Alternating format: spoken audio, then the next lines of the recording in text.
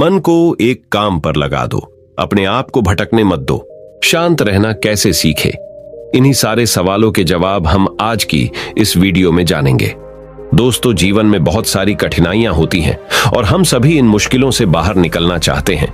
इन सभी मुश्किलों से बाहर निकलने का आसान तरीका आज की इस वीडियो में हम कहानी के माध्यम से जानेंगे। तो चलिए आज की इस वीडियो की शुरुआत करते हैं। बहुत समय पहले की बात है, नॉर्थ चाइना में 3 मंक रहा करते थे। उनका नाम किसी को नहीं पता, क्योंकि उन्होंने कभी अपने बारे में किसी को कुछ नहीं बताया। चीन में आज भी उन्हें बस 3 हंसते हुए मंक के नाम से जाना जाता है। वे तीनों मंक हमेशा एक साथ रहते थे और गांव-गांव घुमा करते थे। वो जिस भी गांव में जाते, वहां के बाजार के बीचों बीच खड़े होकर जोर जोर से हंसना शुरू कर देते। उनकी हंसी को देखकर लोगों का ध्यान उनकी तरफ खींचा चला आता और धीरे धीरे उनके चारों तरफ एक बड़ी भीड़ इकट्ठा हो जाती। वे इतनी एकाग्रता व संपूर्णता के साथ हंसते कि उनकी हंसी को देख सारा गांव हंसने लग जाता, और जब वो पूरा गांव हंसी के समंदर में डूब जाता तो वे दूसरे गांव चले जाते। वे ना तो कुछ बोलते थे, ना ही कुछ उपदेश देते और ना ही कोई शिक्षा। वे जहां भी जाते अपनी हंसी से ऐसा माहौल बना देते कि लोग अपने सारे दुख दर्द भूलकर बस हंसने लग जाते। पूरे चाइना में उनके बारे में बातें होने लगी थी। जब भी उनसे उनका नाम पूछा जाता तो वो बस हंसते थे, और इसी वजह से उनका नाम 3 लाफिंग मंक्स पड़ गया। वो मंक इस तरह से हंसते थे जैसे कि उन्होंने इस संसार की खुशी को या भगवान के मजाक को समझ लिया हो, और उन्होंने सिर्फ अपनी हंसी से पूरे चाइना में इतना आनंद फैलाया जितना आज से पहले कोई नहीं फैला पाया। पूरे चाइना में घूम घूम कर लोगों को हंसाते हुए समय के साथ वे तीनों बूढ़े हो गए, और एक रात जब वे एक गांव में ठहरे हुए थे तो उन तीनों में से एक मंक की मौत हो गई। ये खबर सुनकर पूरा गांव दुखी हो गया। गांव वालों को लगा कि शायद आज के दिन वो 2 मंक जरूर रोएंगे, और यही देखने के लिए हर कोई उनसे मिलने आया। जब सुबह हुई तो पूरा गांव इकट्ठा हुआ, लेकिन वो दोनों मंक तीसरे मंक की बॉडी के पास बैठकर जोर जोर से हंस रहे थे। ऐसी हंसी जैसी उन्होंने आज से पहले कभी न हंसी हो। गांव के कुछ लोगों ने उन्हें समझाने की कोशिश की कि यह आपका साथी था और इसकी मृत्यु पर आपको हंसना नहीं चाहिए। तब उस दिन पहली बार उन्होंने लोगों से बात की और कहा, हम हंस रहे हैं क्योंकि ये आदमी जीत गया है। हम तीनों में शर्त लगी थी कि जो भी पहले मरेगा, बाकी के 2 उस पर जोर जोर से हंसेंगे, और इस आदमी ने आज हमें हरा दिया। हम अपनी हार और इसकी जीत पर हंस रहे हैं। इसे अंतिम विदाई देने का इससे बेहतर तरीका और क्या हो सकता है। ऐसा कहकर उन्होंने उस तीसरे मंक को चिता पर लेटा दिया। चीन में यह प्रथा थी कि जब किसी इंसान की मृत्यु हो जाती तो उसके पुराने कपड़े उतारकर उसे नए कपड़े पहना दिए जाते थे। लेकिन मरने से पहले उस मंक ने अपने साथियों से अपने कपड़े न बदलने के लिए कहा था। उस मंक ने कहा था कि मुझे स्नान मत करवाना, क्योंकि मैं कभी अशुद्ध हुआ ही नहीं। मेरे जीवन में इतनी हंसी आई कि कोई अशुद्धता कभी जमा ही नहीं हो पाई। जब उस तीसरे मंक के शरीर में आग लगाई गई तो आसमान में जोर जोर से पटाखे फूटने लगे। उस मंक ने अपने कपड़ों के अंदर ढेर से पटाखे छुपा कर रखे थे। ऐसा नजारा देखकर पूरा गांव जोर जोर से हंसने लगा, और मरने के बाद भी वो मंक लोगों को चेहरे पर एक मुस्कान देकर गया। ये कहानी हमें बताती है, जीवन में चाहे जितनी भी समस्याएं हो, लेकिन हमें हमेशा उन मुश्किलों को न देख अपने आसपास के लोगों को खुशी देने के ऊपर अपना ध्यान केंद्रित करना चाहिए। वही दोस्तों, एक और कहानी के माध्यम से जानते हैं कि हम अपने मन को कैसे काबू में कर सकते हैं। बहुत समय पहले की बात है, पुराने मध्य भारत में एक रियासत हुआ करती थी। रियासत के बड़ी रानी की गौतम बुद्ध के प्रति बहुत निष्ठा थी। उस रियासत के महाराज देवराज की 2 रानियां सुरुचि और सुनिधि थी। राजा देवराज की पहली पत्नी का नाम सुरुचि था, जिसका स्वभाव किसी साध्वी की तरह था। वो गौतम बुद्ध को अपना आराध्य मानती थी और उनके बताए मार्ग पर चलने की कोशिश करती है। उनके साथ उनका बेटा वीर भी खेलता रहता। रियासत के लोगों को भी पता चल चुका था कि उन्हें होने वाला राजकुमार मिल चुका है। राज्य के लोग अक्सर सोचा करते कि भविष्य में राजगद्दी पर कौन बैठेगा, तो इस पर ज्यादातर लोगों का मत तो सुरुचि के पुत्र वीर के ऊपर ही था कि भविष्य के राजा वही होंगे, क्योंकि धर्म और नीति के अनुसार बड़े पुत्र को ही राजगद्दी मिलनी चाहिए। लेकिन समय की लकीरों को कुछ और ही मंजूर था। देवराज की पहली पत्नी सुरुचि का स्वभाव बड़ा ही शांत और न्याय संगत था। वो न्याय, धर्म और बौद्ध धर्म की बातें किया करती थी। माँ की संगत पाकर बेटा वीर भी उसी स्वभाव का हो गया था। वीर अब बड़ा हो रहा था। उसका स्वभाव ऐसा हो गया कि उसे जो भी मिलता वो भी माँ की तरह संतोष कर लेता। समय का चक्र चलता है और एक दिन रियासत का दरबार सजा हुआ था। उसी दिन भावी राजकुमार के नाम की घोषणा भी की जानी थी। सभी इस बात को लेकर आत्मविश्वासी हुए पड़े थे कि होने वाला राजकुमार वीर ही होगा। लेकिन महाराज अपनी पत्नी सुनिधि के साथ सिंहासन पर बैठे हुए थे। महाराज छोटे बेटे सुमंत को दुलार रहे थे। वही वीर अपनी मां सुरुचि के साथ दरबार में बैठा हुआ था। सभी पुरोहितों ने वीर की मां को बता दिया था कि आज राज दरबार में वीर के राज तिलक की पूजा है, उसे तैयार करके लाना। वीर की मां सुरुचि ने भी बड़े ही दुलार से अपने बेटे को तैयार किया और ईश्वर के सामने प्रार्थना की और उसका माथा टिकवाया। महल में शंख बजने शुरू हुए। पुरोहितों ने वीर का नाम भी लिया। बालक वीर सौम्य अंदाज में पिता की गद्दी की तरफ बढ़ा और अपने पिता का आशीर्वाद लिया। पिता आशीर्वाद देने के लिए हाथ उठाते कि दूसरी रानी सुनिधि ने उसे पीछे धकेल दिया। वीर की आंखों से आंसू गिरने लगे। भरे राज दरबार में गुस्से से लाल रानी सुनिधि ने वीर की कलाई को मोड़ दिया था।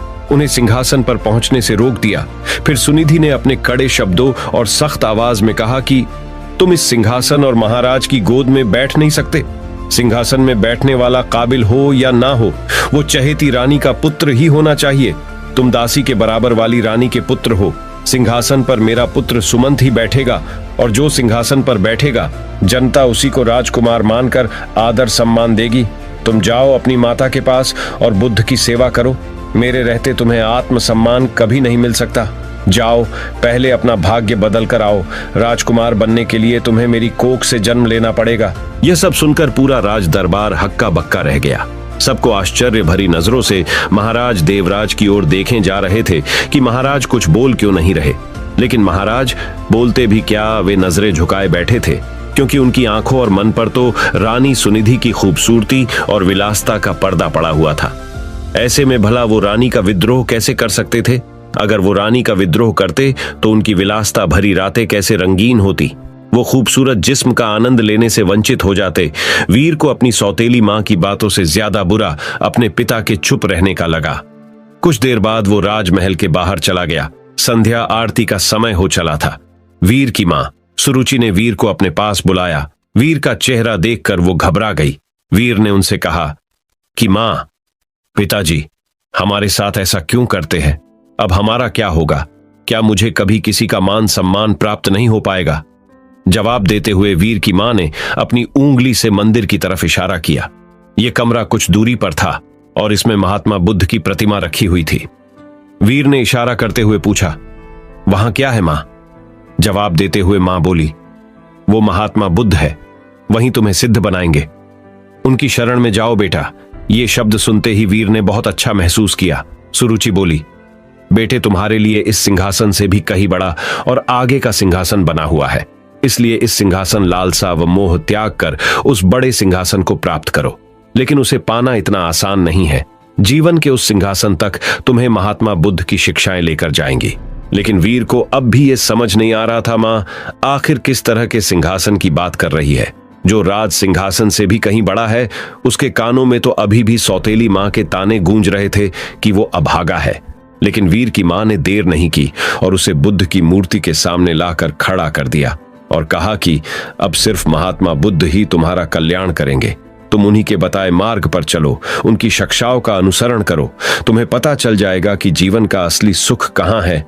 वीर ने मां से सवाल किया कि मां, क्या बुद्ध का स्थान पिता से भी बढ़कर है? वीर की मां ने मुस्कुराते हुए कहा कि महात्मा बुद्ध सबसे ऊपर है। मां ने की इस बात से वीर ने प्रेरित होकर कहा कि मां, अब से मैं बुद्ध जी की गोद में ही बैठूंगा, उन्हीं के बताए मार्ग व विचारों का पालन करूंगा। मैं कठिन से कठिन साधना करके उन्हें प्रसन्न करूंगा। इनकी शिक्षाओं को मैं अपने जीवन में उतारूंगा। वीर ने बड़े ही दृढ़ निश्चय से कहा कि देख लेना मां, एक दिन बुद्ध मुझे अपनी गोद में जरूर बैठाएंगे। रानी सुरुचि अपने बेटे की इन मासूम बातों को सुनकर हैरान थी। मां ने वीर को गोद में उठाया और कहा कि पूरे मन से बुद्ध की बातों का अनुसरण करो। वीर ने भी गोद से उतरते हुए जवाब दिया कि आज से मेरे आराध्य बुद्ध हो गए हैं। कुछ ही दिन में वीर बुद्ध की रोजाना उपासना करता हुआ ध्यान मग्न होने लगा। उसने अब राजमहल छोड़ने का फैसला कर लिया। जो लड़का कल तक अपनी मां के पल्लू में छिपा घूमता रहता था, वो आज महल छोड़कर जंगल जाने का फैसला ले रहा है। इतने बड़े फैसले और जीवन परिवर्तन से सभी हैरान थे और मां को भी चिंता होने लगी थी। माता पिता को प्रणाम कर वीर अब बुद्ध ज्ञान लेने जंगल की ओर निकल गया। महाराज देवराज को भी अपनी गलती का एहसास होने लगा, लेकिन अब भी वो कुछ ना कर पाए। वीर बुद्धम शरणम गच्छामि शब्दों का निरंतर जाप करता हुआ अपने पथ पर निकल गया। कोसों दूर पहुंचने के बाद वीर की मुलाकात एक बौद्ध भिक्षु से हुई। वो एक कुटिया में रहा करते थे। वहां उनके कुछ शिष्य भी थे। वीर ने बौद्ध भिक्षु से ज्ञान मांगा और कहा कि उन्हें बुद्ध से मिलना है। इसके जवाब में बौद्ध भिक्षु ने महात्मा बुद्ध की कहानी बताते हुए कहा कि खुद को जान लेना ही बुद्ध को जान लेना है। लेकिन फिर भी वीर ने बुद्ध से मिलने की जिद नहीं छोड़ी। तब बौद्ध भिक्षु ने कहा, तुम अभी आराम करो, मैं कल सुबह तुमसे बात करूंगा। पूरी रात गुजर गई और वीर बुद्धम शरणम गच्छामि का जाप करता रहा। सुबह हुई तो वीर ने बौद्ध भिक्षु से फिर सवाल किया। भिक्षु ने जवाब में कहा कि अभी मेरी एक अंगूठी खो गई है, उसमें मेरी जान बसती थी, उसे खोज दो, फिर मिलवाता हूं। वीर पूरे मन से उस अंगूठी को खोजने में लग गया। सुबह से रात हो गई, लेकिन अंगूठी कहीं नहीं मिली। फिर बौद्ध भिक्षु ने वीर को दिया लेने के लिए कुटिया के अंदर भेजा। वहां पहुंचकर वीर ने देखा कि अंगूठी तो अंदर ही संभाल कर रखी हुई है। यह दृश्य देखकर वीर को बहुत दुख हुआ। उसने बौद्ध भिक्षु से कहा कि जब आपने अंगूठी को अंदर ही रखा हुआ था तो आपने मुझसे बाहर क्यों तलाश करवाया। इसका जवाब देते हुए बौद्ध भिक्षु बोले कि ठीक इसी तरह बुद्ध भगवान भी तुम्हारे अंदर विराजमान है, फिर भी तुम उन्हें बाहर क्यों खोज रहे हो। खुद को मोह सम्मान, लालच, बुराई, अपमान, क्रोध, क्रूरता, ईर्ष्या जैसे भावनाओं से मुक्त कर दो। किसी की बातों का बुरा मानना, क्रोध करना और किसी भी प्रकार लालसा मन से त्याग दो। बस इतना ही करना, फिर देखना बुद्ध तुम्हें तुम्हारे अंदर ही मिल जाएंगे। इसके बाद जब वीर यह समझ गया कि बुद्ध एक साधारण पुरुष से कैसे महात्मा बुद्ध बने थे, तब इसका उनके मन पर बहुत प्रभाव हुआ। वह बहुत प्रेरित हुए। वीर ने अब गहरे ध्यान में डूबकर बुद्ध की उपासना आरंभ कर दी। जैसे जैसे वीर का ध्यान गहरा होता गया, उसी तरह वीर को आत्मज्ञान की प्राप्ति होने लगी। एक वक्त ऐसा आया कि वीर की सारी चाहतें मर गईं। वीर के मन से सभी लालसाएं खत्म हो गईं। वीर को अद्भुत आनंद का एहसास हो रहा था। लंबे वक्त तक नियमबद्ध तरीके से ध्यान करते रहने से उसे आत्मज्ञान की प्राप्ति हुई थी। अब वीर के मुख का अद्भुत तेज देख लोग उसे महासंत कहने लगे। यह बात कुछ समय बाद मध्य रियासत तक पहुंच गई कि पर्वत की शिला में कोई बड़े प्रतापी तेजस्वी बौद्ध भिक्षु ध्यान में मग्न रहते हैं। राजमहल की तरफ से उन्हें बुलावा भेजा गया। रियासत की हालत ठीक नहीं चल रही थी, क्योंकि महाराज का दूसरा बेटा विलासिता में बर्बाद हो चुका था। सुनिधि का हुस्न व खूबसूरती भी उम्र के साथ ढल चुकी थी। वही दूसरी ओर वीर की समृद्धि दूर दूर तक फैलती ही जा रही थी। एक दिन था जब वीर को सिंहासन पर बैठने के लायक नहीं समझा गया था। एक दिन और आया, बौद्ध भिक्षु के रूप में वीर ने राजमहल में कदम रखा। प्रजा की आंखों में आंसू भी थे और सम्मान भी। महाराजा और सुनिधि हाथ जोड़े पछतावे के आंसू रो रहे थे। वीर की मां के कानों में भी बच्चे। वीर की बातें साफ साफ गूंज रही थी। बौद्ध भिक्षु रूपी वीर ने सबसे पहले महात्मा बुद्ध की प्रतिमा को प्रणाम किया और कहा कि दूसरों की सेवा से बड़ी कोई विलासिता नहीं। कोई भी सिंहासन कोख से नहीं, बल्कि काबिलियत से तय होता है। वीर ने राज सिंहासन का त्याग कर दिया और त्याग करने के लिए मंदिर रूपी कमरे की ओर चलने लगा। वहां वीर को देखने वाले लोग महसूस कर पा रहे थे कि जैसे कोई शांति की मूर्ति चल रही हो। बुद्ध की शरण में जाकर एक साधारण सा बालक वीर सिद्ध पुरुष बनकर लौटा था। दक्षिण भारत में आज भी यह कहा जाता है कि वीर को बुद्ध मंदिर की ओर जाते देखा तो सबने, पर वापस आते कभी नहीं देखा गया। जब मंदिर के भीतर गए तो वहां पर बस भिक्षु वस्त्र ही मिले थे। कहा जाता है वह सिद्ध हो चुके थे। उन्होंने बुद्ध की शरणों में शरण ले ली थी। यह कहानी बतलाती है कि बुरा कर्म धीरे धीरे मनुष्य से एक दिन सब कुछ छीन लेता है। मन का चयन, सुख, शांति, धन, संपदा, वैभव, सम्मान, प्रतिष्ठा, बुरा कर्म और गलत आदतें एक दिन मनुष्य का जीवन नर्क बना देती है। वही अब हम एक कहानी के माध्यम से जानते हैं कि मन को सही ढंग से शांत कैसे करें। एक बार की बात है, एक बड़े से नगर में एक सेठ रहता था। उसके पास लाखों की संपत्ति थी और बहुत ही बड़ी हवेली थी। नौकर चाकर थे, फिर भी सेठ को शांति नहीं थी। एक दिन किसी ने उसे बताया कि पास के नगर में एक साधु रहता है। वह लोगों को ऐसी सिद्धि प्राप्त करा देता है कि उससे मनचाही चीजें मिल जाती हैं। सेठ उस साधु के पास गया और उसे प्रणाम करके कोई निवेदन किया। महाराज, मेरे पास पैसे की कमी नहीं है, पर फिर भी मेरा मन बहुत ही अशांत रहता है। आप कुछ ऐसा उपाय बता दीजिए कि मेरी अशांति दूर हो जाए। सेठ ने सोचा कि साधु बाबा उसे कोई तावीज दे देंगे या और कुछ कर देंगे जिससे उसकी इच्छा पूरी हो जाएगी, लेकिन साधु ने ऐसा कुछ भी नहीं किया। अगले दिन उसने सेठ को धूप में बिठाए रखा और स्वयं अपनी कुटिया के अंदर छाया में जाकर चैन से बैठा रहा। गर्मी के दिन थे। सेठ का बुरा हाल हो गया। उसको बहुत गुस्सा आया, पर वह उसे चुपचाप पी गया। दूसरे दिन साधु ने कहा, आज तुम्हें दिन भर खाना नहीं मिलेगा। भूख के मारे दिन भर सेठ के पेट में चूहे कूदते रहे। अन्न का एक दाना भी उसके मुंह में नहीं गया, लेकिन उसने देखा कि साधु ने तरह तरह के पकवान उसी के सामने बैठकर बड़े ही आनंद से खाए। सेठ सारी रात परेशान रहा। उसे एक क्षण को भी नींद नहीं आई। वह सोचता रहा कि साधु तो बड़ा स्वार्थी है। तीसरे दिन सवेरे ही उठकर उसने अपना बिस्तर बांधा और चलने को तैयार हो गया। तभी साधु बाबा उसके सामने आकर खड़े हो गए और बोले, सेठ, क्या हुआ? सेठ ने कहा, मैं यहां बड़ी आशा लेकर आपके पास आया था, लेकिन मुझे यहां कुछ नहीं मिला। उल्टे ऐसी मुसीबतें उठानी पड़ी जो मैंने जीवन में कभी नहीं उठाई। मैं यहां से जा रहा हूं। साधु हंसकर बोले, मैंने तुम्हें इतना कुछ दिया, पर तुमने कुछ भी नहीं लिया। सेठ ने विस्मय भाव से साधु की ओर देखा और बोला, आपने तो मुझे कुछ भी नहीं दिया। साधु ने कहा, सेठ, पहले दिन जब मैंने तुझे धूप में बिठाया और स्वयं छाया में बैठा रहा, तो इसके जरिए मैंने तुझे बताया कि मेरी छाया तुम्हारे काम नहीं आ सकती। जब मेरी बात तुम्हें समझ में नहीं आई, तो दूसरे दिन मैंने तुम्हें भूखा रखा और स्वयं अच्छी तरह खाना खाया। उससे मैंने तुम्हें समझाया कि मेरे खा लेने से तुम्हारा पेट नहीं भर सकता। सेठ, याद रखो, मेरी साधना से तुम्हें सिद्धि नहीं मिलेगी। धन तुम्हारे खुद अपने पुरुषार्थ से कमाया है और शांति भी तुम्हें अपने ही पुरुषार्थ से मिलेगी। सेठ की आंखें खुल गईं और उसे अपनी मंजिल पर पहुंचने का रास्ता मिल गया। साधु के प्रति कृतज्ञता व्यक्त करता हुआ वह घर लौट आया। ये कहानी बताती है कि मनुष्य को अगर अपने मन को काबू में करना है तो उसे खुद से ही इसका प्रयास करना शुरू करना होगा। दूसरों को देखकर कुछ नहीं होने वाला है। अगर आपको भी खुद के मन को काबू में करना है और अपने मां की सारी गंदगी को साफ करके खुद को सर्वश्रेष्ठ बनाना है, तो आपको भी खुद पर संयम रखने के लिए लगातार प्रयास करता रहना होगा, जिससे आपका मन, आपकी बुद्धि और आपका शरीर आपके काबू में आकर आप जैसा चाहो वैसा होना शुरू होगा।